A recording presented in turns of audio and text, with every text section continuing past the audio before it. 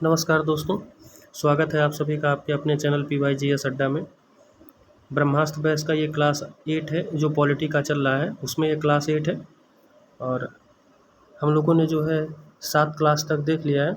उसका वीडियो पड़ा हुआ है, उसको आप लोग ज़रूर देखिए और जो भी कमेंट बॉक्स में क्वेश्चन किया जाए उसको भी आप लोग ज़रूर से बताया करिए। तो चलिए शुरुआत करते हैं। हम लोगों ने भाग 1 तक देख लिया था, ठीक है। अब हम भाग 2 देखेंगे। तो भाग 2 में जो है नागरिकता से संबंधित बात की गई है और ये 5 to 11 में वर्णित है, ठीक है। अब देखते हैं कि लागू कब से हुआ था। तो देखिए, जो 26 नवंबर 1949 से लागू हुआ था। एकल नागरिकता का प्रावधान जो है भारत में यूके यानी यूनाइटेड किंगडम से लिया गया है। अब देख लीजिए इम्पोर्टेंट आर्टिकल जो सिटीजनशिप से संबंधित हैं उसके बारे में हम लोग बात कर लेते हैं। तो यहाँ पर दिया हुआ है आर्टिकल 5, ठीक है। इस आर्टिकल 5 में संविधान के निर्माण के समय नागरिक कौन होगा इस बात की गई थी। अब देखिए 6 में जो है पाकिस्तान से भारत आए व्यक्तियों को नागरिकता प्राप्त करने के संबंध में बात कही गई है। जबकि आर्टिकल 9 में विदेश की नागरिकता ग्रहण करने पर भारत की नागरिकता जो है स्वयं समाप्त हो जाएगी। मतलब आप यदि विदेश में चले जाते हैं, ठीक है, और वहाँ पर नागरिकता अगर ग्रहण कर लेते हैं तो भारत की नागरिकता आपकी स्वतः ही समाप्त हो जाएगी।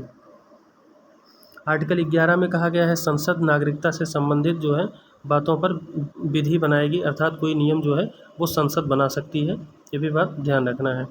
आगे देख लेते हैं। नागरिकता अधिनियम 1955 का है। इसमें कहा गया है भारत में नागरिकता प्राप्त करने के 5 तरीके हैं। कौन कौन से हैं? पहला तो देखिए जन्म से, ठीक है। दूसरा है वंश परंपरा के आधार पर। तीसरा है पंजीकरण के आधार पर। चौथा है देशीकरण के आधार पर और पांचवा है भूमि अर्जन के आधार पर, ठीक है। अब जन्म से हो या तो भाई जन्म विदेश में, माता पिता कोई एक भारतीय हो, और तीसरा ये है कि रजिस्ट्रेशन यानी पति भारतीय पत्नी विदेशी और 5 साल तक जो है निवास किया हो, जैसे कि सोनिया गांधी के लिए एग्जाम्पल दिया गया है। अगला है देशीकरण, यानी कि जो है हमारा हो जाता है विदेशी नागरिक को देशीकरण के आधार पे दिया जाता है। इसके बाद में हमारा भूमि अर्जन, यानी कि जब आप लैंड यहाँ पर खरीद लेंगे तब के आधार पर, ठीक है। आगे इसी में देख लेते हैं नागरिकता अधिनियम 1955। ये 2019 में इसमें संसद द्वारा संशोधन किया गया है। तो नागरिकता संशोधन अधिनियम 2019 का है जो वर्तमान समय में चल रहा है।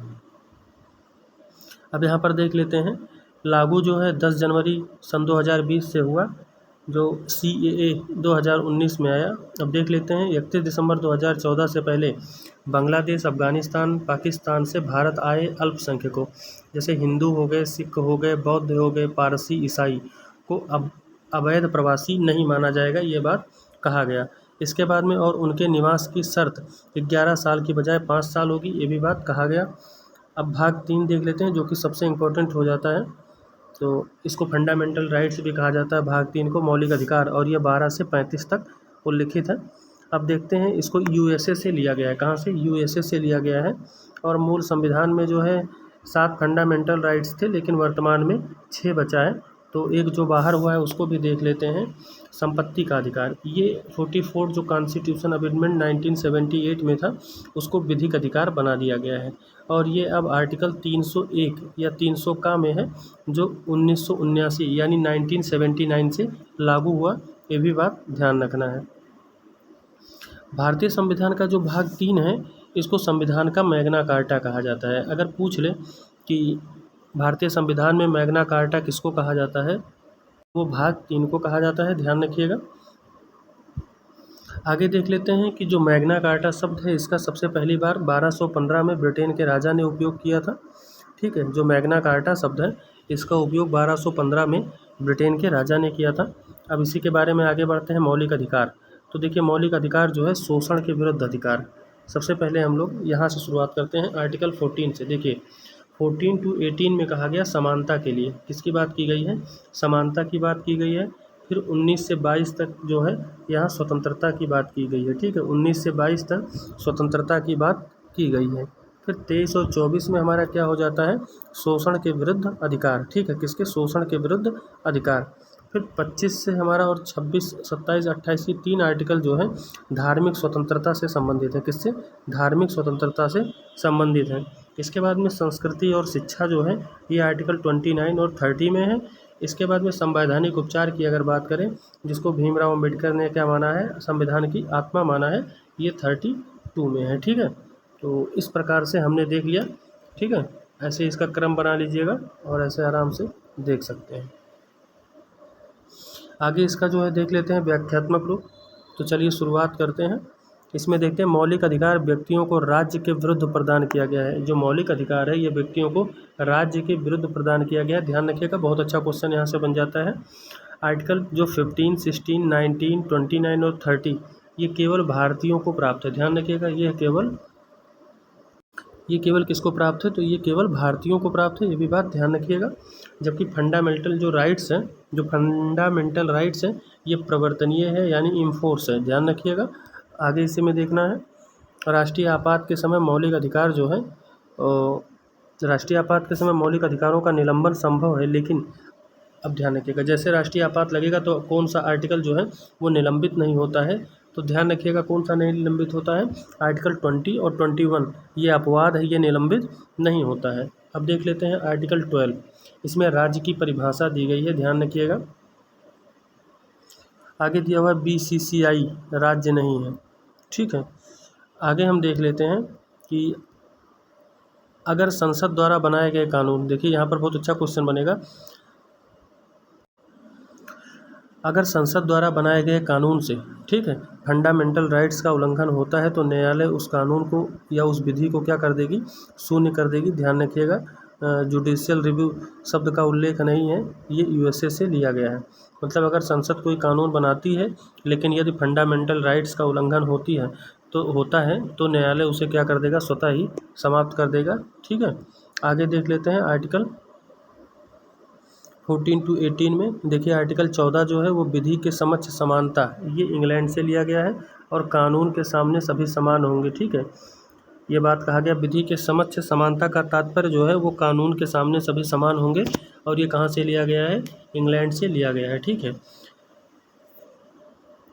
अगला हमारा हो जाता है विधि के समान संरक्षण। जो विधि का है समान संरक्षण की बात करें तो इक्वल प्रोटेक्शन ऑफ लॉ, ये USA से लिया गया है, और समान परिस्थिति में समान व्यवहार। ठीक है, और असमान परिस्थिति में असमान व्यवहार की बात की गई है। आगे हम लोग देख लेते हैं फिजिकल टेस्ट यानी PET। ठीक है, जैसे मेल के लिए 10 किलोमीटर 20 मिनट में, तो फीमेल के लिए 10 किलोमीटर 40 मिनट में। ठीक है, ये हमारा हो जाता है, एक एग्जाम्पल दिया गया है। आगे देख लेते हैं आर्टिकल 15, शैक्षणिक संस्थानों केवल भारतीयों को। ठीक है, शैक्षणिक संस्थान केवल भारतीयों को। अब इसमें देख लेते हैं जो और इम्पोर्टेंट है, राज्य नागरिकों के साथ धर्म, जाति, वंश, लिंग और जन्मस्थान के आधार पर भेदभाव नहीं करेगा। ये बात कहा गया है कि जो राज्य होगा वो नागरिक के साथ में धर्म, जाति, वंश, लिंग और जन्मस्थान के आधार पर भेदभाव नहीं करेगा। इसका ये क्रम भी याद रखिएगा, क्योंकि ये जो क्रम है ना ये कई बार पूछ लिया है। धर्म, जाति, वंश, लिंग और जन्मस्थान, इसको ध्यान रखिएगा। आगे है आर्टिकल 15(3), राज्य महिलाओं और बच्चों के लिए विशेष प्रावधान करता है, जैसे घरेलू हिंसा की रोकथाम अधिनियम। आगे हम लोग इसी में देख लेते हैं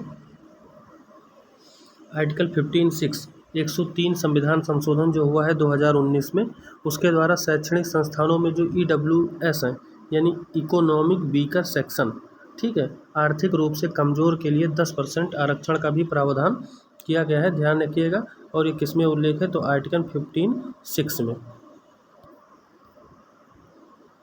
आगे हम लोग इसी में देख लेते हैं आर्टिकल 16, लोक नियोजन में समान अवसर। ये आर्टिकल 16(1) में कहा गया है। ठीक है, पब्लिक एम्प्लॉयमेंट की बात की गई है। आधार 1+6 यानी 7, धर्म, जाति, वंश, लिंग, जन्मस्थान, निवास, इसके साथ साथ उद्गम यानी ओरिजिन के आधार पर। ठीक है, आर्टिकल 16(2) में ऐसा कहा गया है, भेदभाव न करने की बात। आगे आर्टिकल 16(3) में राज्य अपने यहाँ भर्तियों में निवास की शर्त लगा सकता है। मतलब 16(3) में अगर कोई स्टेट भर्ती कर रहा है तो वो अपने हिसाब से शर्त लगा सकता है, कोई दिक्कत होने वाली बात नहीं है। आगे हम लोग 16(4) देख लेते हैं। तो सरकारी नौकरी में आरक्षण, अपर्याप्त प्रतिनिधित्व प्लस पिछड़े वर्गों के लिए सकारात्मक भेदभाव की बात की गई है।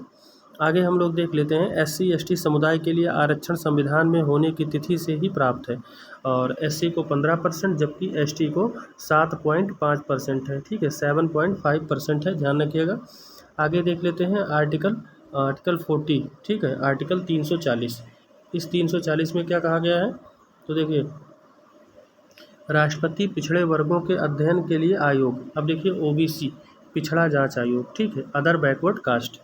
देखिए इसके लिए पहला आयोग 1953 में काका कालेकर की देखरेख में बना था, और ये 1955 में जो है प्रस्तुत किया गया था।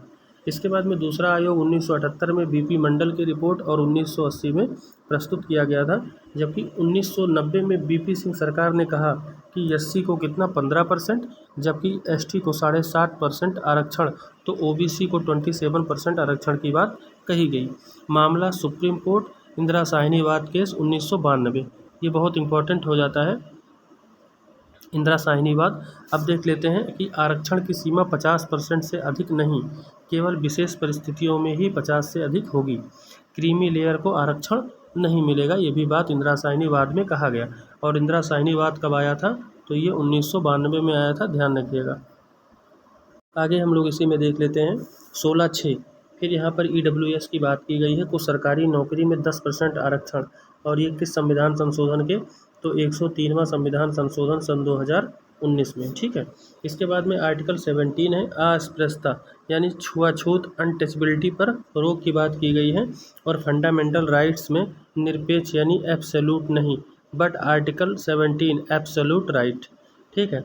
SC ST के विरुद्ध अत्याचार रोकने हेतु अनुसूचित जाति जनजाति अत्याचार निवारण अधिनियम, ध्यान रखिएगा, अनुसूचित जाति जनजाति अत्याचार निवारण अधिनियम 1989 भी बनाया गया है, ये भी बात ध्यान रखिएगा। अगला है आर्टिकल 18, क्या है, आर्टिकल 18 है, इसमें उपाधियों के अंत की बात की गई है, सैन्य और शिक्षा के अलावा, मतलब सैनिक और शिक्षा को छोड़ के इनमें उपाधियां ली जा सकती हैं, इसके अलावा सभी पे समाप्त किया गया है।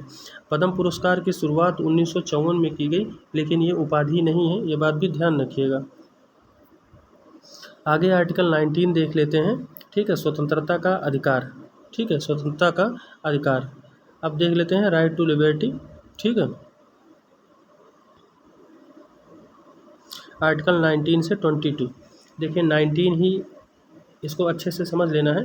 आर्टिकल 19A, ठीक है, मूल संविधान में 7 स्वतंत्रताएं थीं, लेकिन वर्तमान में 6 हैं। अब देखिए 19A में क्या कहा गया, विचार और अभिव्यक्ति, इसमें बोलने, चुप रहने की और प्रेस स्वतंत्रता, तीनों बात की आज़ादी है, ध्यान रखिएगा। 19B में है शांतिपूर्ण सभा करने की, ठीक है, शांति से आप सभा करिए। उसके बाद में आप आराम से संगठन भी बना सकते हैं, तो संगठन की है। उसके बाद में संगठन बन गया, अब आप घूम घूम के जो है मतलब अपने विचार शांतिपूर्ण तरीके से संगठन बना के घूम घूम के कर सकते हैं, ठीक है। इसके बाद में जब आपको न्याय मिल जाए तो आप आर्टिकल 19AE के तहत निवास भी कर सकते हैं, ठीक है। और जो आर्टिकल 19AF था, इससे जो है संपत्ति से बहिष्कार कर दिया गया, ठीक है, लेकिन इसकी जगह पे क्या दे दिया गया, तो व्यापार करने का अधिकार आपको दे दिया गया, ठीक है। तो ध्यान रखिएगा। सबसे पहले क्या है, देखिए 7 स्वतंत्रताएँ थीं, लेकिन वर्तमान में कितनी है, 6 हैं। पहला क्या है, विचार और अभिव्यक्ति है। उसके बाद में फिर क्या है, उसके बाद शांति पूर्ण तरीके से सभा करने की, ठीक है, संगठन बनाने की है, उसके बाद घूमने की है, फिर निवास की है, संपत्ति अब नहीं रहा, इसके बाद में व्यापार का अधिकार दे दिया गया है। आगे इसी में देख लेते हैं आर्टिकल 19AC, ये जो 97वां संविधान संशोधन 2011 में हुआ, इसमें सहकारी समिति 19(1)(c), 43(b), ठीक है, और भाग 9(b) तथा 243(zh) और 243(zt), इसको जो है जोड़ा गया। आगे देख लेते हैं आर्टिकल 20, दोष सिद्धि के संबंध में, किससे, दोष सिद्धि के संबंध में है, एक ही अपराध के लिए, मतलब कोई अपराध जैसे आप कर दिए तो उसके लिए 2 बार दंड नहीं दिया जाएगा, ठीक है, यानी डबल जीओपार्डी की सुरक्षा। जैसे मान लीजिए हमने चोरी कर दिया, एक बार अगर हम मुक्त हो गए तो दोबारा ये नहीं कि फिर हमको उसी बात के लिए उठा के और सज़ा सुना देंगे, और ये भी नहीं कहें कि भैया तुम अपने विरुद्ध ही गवाही दो, मतलब तुम खुद गवाह बन जाओ, तुम ही चोर हो, तुम ही मुजरिम हो और तुम ही अपने लिए गवाही दो, तो ऐसा पॉसिबल नहीं है, ठीक है, ध्यान रखिएगा। तो स्वयं के विरुद्ध ना ही गवाही देने के लिए बाध्य कर सकते हो, और एक अपराध के लिए 1 से अधिक बार दंड भी नहीं दिया जा सकता है। एग्जाम्पल के लिए नार्को टेस्ट, सोडियम पेटाइल, ठीक है, ध्यान रखिएगा। आगे देख लेते हैं इसी में प्राण एवं दैहिक स्वतंत्रता। देखिए प्राण एवं दैहिक स्वतंत्रता सबसे बड़ा आर्टिकल है, ठीक है। और विशाखा, ये बहुत अच्छा हो जाएगा, जितने भी इसमें विवाद हैं काफ़ी इंपॉर्टेंट है, ध्यान रखिएगा, वेरी वेरी इंपॉर्टेंट है, इसको हम लोग थोड़ा अच्छे से समझेंगे। देखिए विशाखा गाइडलाइंस ये 1977 में आया था। कार्यस्थल पर महिलाओं के साथ यौन शोषण को रोकना था, इसका उद्देश्य क्या था, तो 1977 में आया था। कार्यस्थल पर महिलाओं के साथ जो यौन शोषण होता था उसको रोकना था।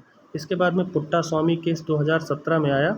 इसमें निजता का अधिकार यानी राइट टू प्राइवेसी एक फंडामेंटल राइट्स है, जैसे कि आधार कार्ड, ठीक है, एग्जाम्पल के रूप में समझाया गया है। इसके बाद में फिर हमारा है नवतेज कौर केस 2018 में आया। इसमें समलैंगिकता यानी कि होमो, ठीक है, होमोसेक्सुअलिटी यानी अपराध नहीं है, आईपीसी की धारा 377 को समाप्त कर दिया गया, ठीक है। तो विशाखा ये भी क्वेश्चन पूछा हुआ, पुट्टा स्वामी भी पूछा गया है और नवतेज कौर केस भी पूछा गया है। आगे हम लोग देख लेते हैं परमानंद कटारा केस, ठीक है। परमानंद कटारा केस 1989 में आया था। सही समय पर इलाज, जैसे मान लीजिए यदि कोई पेशेंट बीमार है तो उसको जो है एम्बुलेंस का और सरकार का उत्तरदायित्व तो बनता है और लोगों का भी, कि उसको सही समय पर जो है हॉस्पिटल पहुंचाएं और सही समय पर इलाज हो, ठीक है। ये परमानंद कटारा केस 1989 में कहा गया था। आगे हम लोग देख लेते हैं बाबा रामदेव केस नींद लेने का अधिकार, ध्यान रखिएगा। इसके बाद में एमसी मेहता के शुद्ध पर्यावरण में श्वास का अधिकार होना चाहिए। अब आर्टिकल 21A है, 6 से 14 वर्ष के सभी बच्चों को अनिवार्य एवं निःशुल्क तथा प्राथमिक शिक्षा का अधिकार होना चाहिए। और ये 86, ध्यान रखिएगा, ये कई बार पूछा हुआ है कई सारे एग्जाम में कि किस संविधान संशोधन के तहत इसको जोड़ा गया था, तो 86वां संविधान संशोधन सन 2002 में इस आर्टिकल को जोड़ा गया था। आगे देख लेते हैं राइट टू एजुकेशन। ये जो राइट टू एजुकेशन है ये 2009 के अधिनियम का है, लेकिन लागू कब हुआ था, तो 1 अप्रैल 2010 में, ध्यान रखिएगा, अधिनियम 2009 का है लेकिन लागू कब हुआ था, तो 2010 में 1 अप्रैल के दिन, ठीक है। आगे देख लेते हैं शोषण के विरुद्ध अधिकार, ये आर्टिकल 23 और 4 में है। देखिए 23 में कहा गया कि बालाश्रम तथा मानव व्यापार पर रोक लगा दिया जाए, जबकि आर्टिकल 24 में कहा गया कि 14 वर्ष से कम आयु के बच्चों को किसी भी खतरनाक कारखानों में किसी प्रकार का कोई कार्य नहीं करवाया जाएगा। मतलब जो 14 वर्ष से कम आयु के बच्चे हैं उसको किसी भी कारखाने में नहीं लगाया जाएगा। जबकि 23 में कहा गया बालाश्रम और मानव व्यापार देह पर जो है रोक लगा दिया गया, ध्यान रखिएगा। इसके बाद में हम लोग 25 देख लेते हैं। तो इसमें धार्मिक स्वतंत्रता का अधिकार है, ये 25 से 28 तक है। कितना है, 25 से 28 तक है। इसमें दिया हुआ है धार्मिक स्वतंत्रता का अधिकार। देखिए आर्टिकल 25 है अंतःकरण की स्वतंत्रता, मतलब कोई भी धर्म मानने के लिए आप स्वतंत्र हैं, आपको किसी प्रकार से प्रेशर नहीं दिया जाएगा। हिंदू का अर्थ सिख, जैन और बौद्ध है, ये तीनों जो है हिंदू धर्म के अंतर्गत आते हैं। और धर्म के अनुरूप आचरण यानी सिख जो है कृपाण यानी 5 प्रकार के ककार जो है धारण करता है, ठीक है। राज्य का कोई भी धर्म नहीं है, जो राज्य है उसका कोई भी धर्म नहीं होगा, ये बात भी कहा गया। आगे आर्टिकल 26 में देखिए धार्मिक संस्थानों का प्रबंधन, धार्मिक संस्थान का प्रबंधन किया जा सकता है। आर्टिकल 27 में है कि राज्य किसी भी व्यक्ति को एक धर्म को बढ़ावा देने हेतु कर या टैक्स देने के लिए बाध्य नहीं कर सकता। मतलब राज्य जो है किसी भी व्यक्ति को एक धर्म को बढ़ावा देने हेतु टैक्स नहीं दे सकता है, मतलब टैक्स देने हेतु बाध्य नहीं कर सकता है। एग्जाम्पल के लिए जजिया कर। आगे हम लोग देख लेते हैं शिक्षा एवं संस्कृति का अधिकार। देखिए ये आर्टिकल 29 और 30 में है अल्पसंख्यकों को, ठीक है। आर्टिकल 29 में सभी अल्पसंख्यकों को अपनी भाषा, लिपि तथा संस्कृति को बनाए रखने का अधिकार होगा, ये बात कहा गया। जबकि माइनॉरिटी अल्पसंख्यक जैसे मुस्लिम हो गए, जैन हो गए, बौद्ध हो गए, सिख हो गए, ईसाई हो गए और पारसी, ये सब जो है अल्पसंख्यक में आते हैं। तो आर्टिकल 30 में कहा गया सभी अल्पसंख्यकों को अपने शिक्षण संस्थानों की स्थापना करने तथा प्रबंधन करने का अधिकार होगा। बिल्कुल ठीक बात है, होना भी चाहिए। आगे देखते हैं एग्जाम्पल के लिए मदरसों में दी जाने वाली इस्लामिक शिक्षा। आर्टिकल 31 जो हमारा है 31 नंबर का, ठीक है, अनुच्छेद 31 संपत्ति का अधिकार, ये फंडामेंटल राइट शुरुआती दौर में था, लेकिन आर्टिकल 19AF जो 44 कॉन्स्टिट्यूशन अमेंडमेंट 1978 हुआ उसमें से हटाकर और इसको 300A में रख दिया गया। तो ध्यान रखिएगा, अब ये संपत्ति का अधिकार ना होकर एक लीगल राइट है। आगे देख लेते हैं संवैधानिक उपचार। संवैधानिक उपचारों का अधिकार आर्टिकल 32 में है और डॉक्टर भीमराव अंबेडकर ने संविधान का हृदय और आत्मा कहा। अगर फंडामेंटल राइट्स का उल्लंघन होता है तो जो सुप्रीम कोर्ट होती है वो आर्टिकल 32 के तहत जो है पुनः प्राप्ति की गारंटी देता है और ये 5 प्रकार के रिट को जारी करता है। पहला होता है बंदी प्रत्यक्षीकरण, जिसको अंग्रेजी में हैबियस कार्पस कहा जाता है। बंदी को शरीर उपस्थिति 24 घंटे के अंदर जो है जो बंदी होता है उसको उपलब्ध कराना होता है, ठीक है। अगला है परमादेश, इसको मेमेंडस कहा जाता है और ये सर्वोच्च आदेश होता है, ध्यान रखिएगा। इसके बाद में फिर अधिकार परीक्षा, तुम्हें क्या हक है, ठीक है, इसको बोलते हैं क्यू वारंटो। क्या बोलते हैं? क्यू वारंटो बोलते हैं, ध्यान रखिएगा। इसके बाद में प्रतिषेध होता है, ठीक है, इसको प्रोहिबिशन बोलते हैं। अधीनस्थ न्यायालय को प्राप्त होता है, जबकि उत्प्रेषण, ठीक है, इसको बोलते हैं सैटेरियो, ठीक है। तो ये हमारा जो है 5 प्रकार का रिट हो गया। इसके बाद में फिर हम लोग देख लेते हैं कि जो हमारा प्रतिषेध होता है, ये अधीनस्थ न्यायालय ने क्षेत्राधिकार का उल्लंघन अभी नहीं किया है उसी दौरान, अधीनस्थ न्यायालय ने क्षेत्राधिकार का उल्लंघन अभी नहीं किया है उसी दौरान ये लागू होता है। उत्प्रेषण की बात कर लें तो क्षेत्राधिकार उल्लंघन कर चुका होता है, उसके बाद में उत्प्रेषण लागू होता है। अब देखिए आर्टिकल 33 जो हमारा है सैन्य बल, जैसे CBI हो गया, IB हो गया, ठीक है, और FR समिति हो गई संसद द्वारा, ठीक है। इसके बाद में फिर 34 हो गया, मार्शल लॉ के दौरान व्यक्तियों के अधिकार सीमित कर दिए जाते हैं, किसके द्वारा? संसद के द्वारा, ठीक है। इसके बाद हमारा 35 नंबर जो हो जाता है मौलिक अधिकार, इसमें संशोधन की शक्ति किसके पास में है? तो मौलिक अधिकारों में संशोधन की शक्ति किसके पास में है? संसद के पास में है, ठीक है। तो ये हमारा जो है क्लास नंबर 9 था। तो हमने 8 और 9, ठीक है, कौन सा? 8 और 9 जो है देख लिया है, ठीक है, 8 और 9। ये हमारा पॉलिटी का अभी चल रहा है, भारतीय संविधान, भारतीय राज्य व्यवस्था एवं संविधान। तो उसका ये 8 और 9 क्लास हम जो है दोनों, जैसे 2-2 क्लास एक साथ मर्ज कर दे रहे हैं, जहाँ ज़रूरत होगी वहाँ 3 भी कर देंगे। अगर PDF थोड़ा छोटा रहा तो हम लोग ये मर्ज कर रहे हैं, अगर PDF 4, 5, 6 पेज का हो गया तो एक ही क्लास पढ़ाएंगे, ठीक है। तो इसको आप लोग देखिए, कमेंट करिए और ज़्यादा से ज़्यादा अपने दोस्तों में शेयर करिए, या कोई ग्रुप हो तो उसमें भी आप लोग सेंड कर सकते हैं, ताकि थोड़ा हमारा भी मनोबल बढ़ेगा और थोड़ा अच्छा से अच्छा कंटेंट देने का प्रयास और किया जाए, और जितना हो सकता है उतना दिया ही जा रहा है। बाकी आप लोग देखिए, बहुत बहुत धन्यवाद। जय हिंद, वंदे मातरम।